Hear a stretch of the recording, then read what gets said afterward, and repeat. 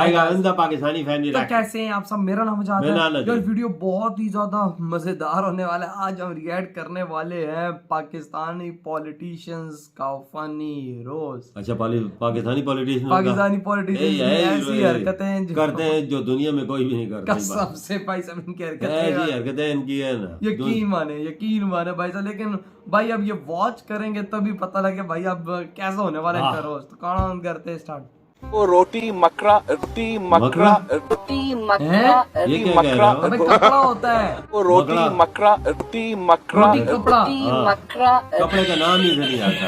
पाकिस्तानी हजारों ख्वाहिशें ऐसी कि हर ख्वाहिश पे दम निकले तो बहुत अरमा मगर कम निकले। अफसोस ऐसे मुनाफिकों पर जिन्होंने जमहूरियत का लिबादा ओढ़कर इस प्यारे वतन की जड़ों को खोखला कर दिया, इदारों को कमजोर किया, यहाँ तक कि अदालतों को अपनी बांदी बना लिया और बता दिया कि ये मुल्क सिर्फ ताकतवर के लिए है। गरीब की इस मुल्क में कोई जगह नहीं। वैसे भी दरवाजा चाहे अदालत का हो या फिर काबा का, ताकतवर के लिए ही खुलता है। गरीब के हिस्से में सिर्फ जमहूरियत और चक्कर ही आते हैं। पाकिस्तान इस वक्त कदीम मिस्र बना हुआ है, जहां गुलाम सुबह से लेकर शाम तक फिरौनों की अयाशियों का खर्च उठाता है। इस मुल्क में दोगलेपन का अंदाजा इसी बात से लगाया जा सकता है कि 1973 के आइन के मुताबिक पाकिस्तान की सरकारी जुबान उर्दू है और ये बात आइन के अंदर अंग्रेजी में लिखी हुई है। अजीब बात यह है कि सियासतदान गरीबों के लिए लड़ते लड़ते अरबों खरबों पति बन चुके हैं और गरीब फलां जिंदाबाद फलां मुर्दाबाद करते करते भूखे मरने लगे हैं। शहबाज शरीफ साहब ने अपने कपड़े बेचकर आवाम को आटा मुहैया करना था। इसी ड्रामा बाज ने कौमी खजाने से आखिरी खाना 7 करोड़ से भी ज्यादा रकम का खाया। 7 करोड़। इससे भी अजीब बात यह है कि पाकिस्तान की तारीख में पहली बार 350 सिनेमा घरों की मंजूरी सिर्फ पीडीएम की हुकूमत में हुई, जिसका सदर एक मुल्ला था।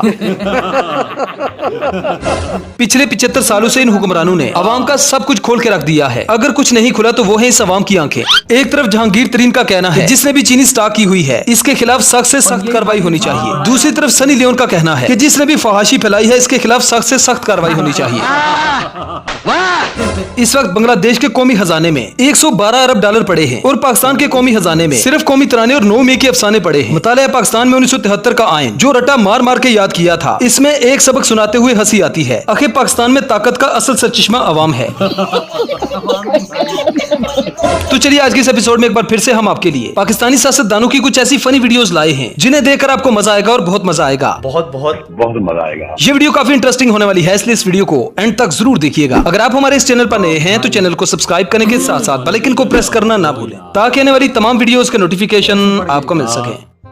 दोस्तों झूठ बोल बोल कर जावेद चौधरी ने अपनी सहाफत का पट्टा बिठा लिया है और आजकल अपने चैनल पर मर्दाना ताकत के कुश्ते और नामर्द को मर्द बनाने की दवाइयां बेच रहे हैं। जनाब का कहना है कि मेरी दवाई ने शहबाज शरीफ की साबका गवर्नमेंट की पॉलिसियों को गाढ़ा किया है और अब इनको जमहूरियत के कतरे आना बंद हो चुके हैं। एक बार खाओगे बार बार आओगे। वो मर्दाना के नाम से है, जो मर्दों के इश्यूज हैं आपको गुरु बता चुके हैं, उसका एक जबरदस्त किस्म का सोल्यूशन है। इसके अंदर 12 जड़ी बूटियां हैं और याद रखें कि ये दवाई नहीं है, ये एक फूड सप्लीमेंट, एक ऐसा फूड सप्लीमेंट है जो आपकी बॉडी को वो सब कुछ प्रोवाइड कर देता है जिसकी आपको जरूरत है। तो इस सब क्या देखना पड़ रहा है। अच्छा है मैं दोस्तों आज तक बड़े मियाँ और छोटे मियाँ की समझ किसी को नहीं आई। एक कहता है कि मेरा बाप अमीर था और दूसरा कहता है गरीब। अब इस मामले में दोनों को मिल बैठना चाहिए और सुकून से इस बात को डिसाइड करना चाहिए कि बाप एक रखना है या फिर 2। अरबों रुपए का कारोबार था मेरे वालिद साहब कि मेरे वालिद का ताल्लुक एक गरीब किसान के घराने से था। एक और कहता है अरबों रुपए का कारोबार था। मेरे वालिद का ताल्लुक एक गरीब किसान के घराने से था। दोस्तों न सिर्फ पाकिस्तान इंडिया बल्कि पूरी दुनिया को पता चल चुका है कि नवाज शरीफ और उसकी फैमिली दुनिया की सबसे बड़ी चोर फैमिली है। लोगों ने नवाज शरीफ का जीना लंदन में भी हराम कर दिया है। बेगैरती की इंतहा ये है कि शर्म इनके पास से भी नहीं गुजरती।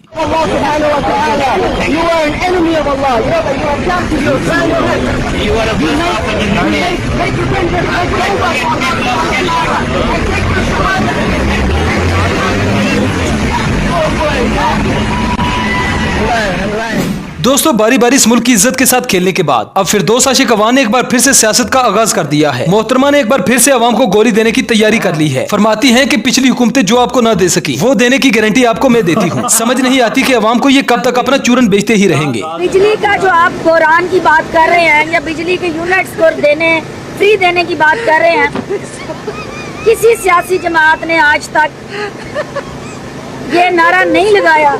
हमने नारा लगाया तो हम इसकी तबीर भी देंगे और इंशाल्लाह आप देखेंगे कि अल्लाह ने मौका दिया तो इस मसले के हल की कुंजी भी आईपीपी की जेब में है और हम वो कुंजी से इस मसले को खोलेंगे, हल निकालेंगे और अवाम के चेहरों पे मुस्कुराहटें बखेरेंगे। दोस्तों, नून लीग और पीपल्स पार्टी आपस में ही कुछ अर्सा तक तो खिचड़ी पकाते रहे और अपनी सियासत के रास्ते हमवार करते रहे, लेकिन अब चोरों के साथ मिली हुई कुत्ती ने उन्हीं पर भौंकना शुरू कर दिया है। मतलब दोनों पार्टियों का आपस में इट कुत्ते का वैर शुरू हो गया है, जो आखिरकार एक न एक दिन होना ही था। अब ये दोनों पार्टियां एक बार फिर से एक दूसरे को लड़काना की सड़कों पर घसीटने की बात करेंगे। सबसे पहले तो बिलो रानी का ये बयान सुने। हमने ना माजी में इलेक्शन से भागे हैं, ना आज इलेक्शन से भाग रहे हैं। हाँ, अगर हमारा जन इत्तेहादी इलेक्शन से भाग रहे हैं तो उनको भागने दें, उनको भागने दें। अब बिल्लो रानी का वो बयान सुने जब कुत्ती चोरों के साथ मिली हुई थी। इन्हें अवाम की कोई फिक्र नहीं, इन्हें बस अपनी और मरियम नवाज की सियासत सीधी करनी है।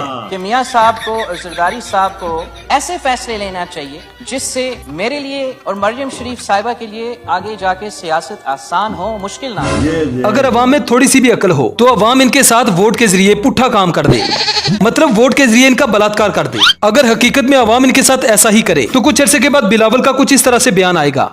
उसने मेरे साथ उल्ट काम कर दिया, तो उसने जो काम किया, जिसके साथ मेरी दोस्ती हुई थी, तो उसने जो है ना मेरे साथ गंदा काम किया। और गंदा काम उसने कर दिया, आपने नहीं किया। बजाय कि मेरे ज़हन में तो यही था कि मैंने करना है, तो लेकिन उल्ट उसने मेरे साथ गंदा काम कर दिया। तो उसके बाद एक दफा उसने किया, फिर एक दफा उसने भी मेरे साथ जो है ना ज्यादती की। मैंने उसको काफी रोका, लेकिन उन्होंने जो है ना मुझे पकड़ के जोर से पकड़ के रखा हुआ था, मैं हिल नहीं था पहाड़। कैसी लगी? आगे स्वाद। दोस्तों, इस अगली वीडियो में इरशाद भट्टी ने उज़्मा बुहारी को नानी याद करवा दी और अपनी सहाफत का हक अदा कर दिया। इन्होंने उज़्मा बुहारी पर वो तमाम लानतें भेज दी जो हर पाकिस्तानी मुहब्बे वतन इन पर भेजना चाहता है। लानत है ऐसे लोगों पे जिन्होंने सियासत को तबाह कर दी, जमहूरियत को तबाह कर दी। लानत है ऐसे लोगों पे जो कल इस तरफ खड़े होते हैं, कल इस तरफ खड़े होते हैं। लानत है ऐसे लोगों पर जो जिनका कोई असूल नहीं, कोई मंतक नहीं, कोई अखलाकियात।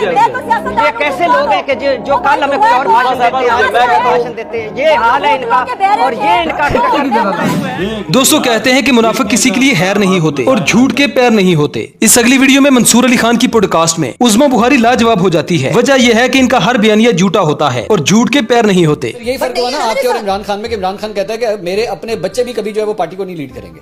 ये फर्क हुआ ना? नहीं, वो आना ही नहीं चाहते। वो यहाँ मुल्क में ईद गुजारने नहीं आते, वो मुल्क में आके लीड करें और जाने दो। नहीं, वो तो मियां साहब के बच्चे भी नहीं आते, मियां साहब के अपने बेटे भी तो नहीं आते ना, हसन हुसैन भी नहीं आते। वो यही थे ना, मियां साहब को अपने भाई के होते हुए यहाँ नहीं आते। दोस्तों, कहते हैं कि किसी के साथ उतना ही मिलना चाहिए जितना वो आपसे मिलना चाहता है। कभी किसी को उसकी औकात से ज्यादा अहमियत नहीं देनी चाहिए। शाह महमूद कुरैशी से मिलते मिलते इस भाई के साथ प्रैंक हो जाता है।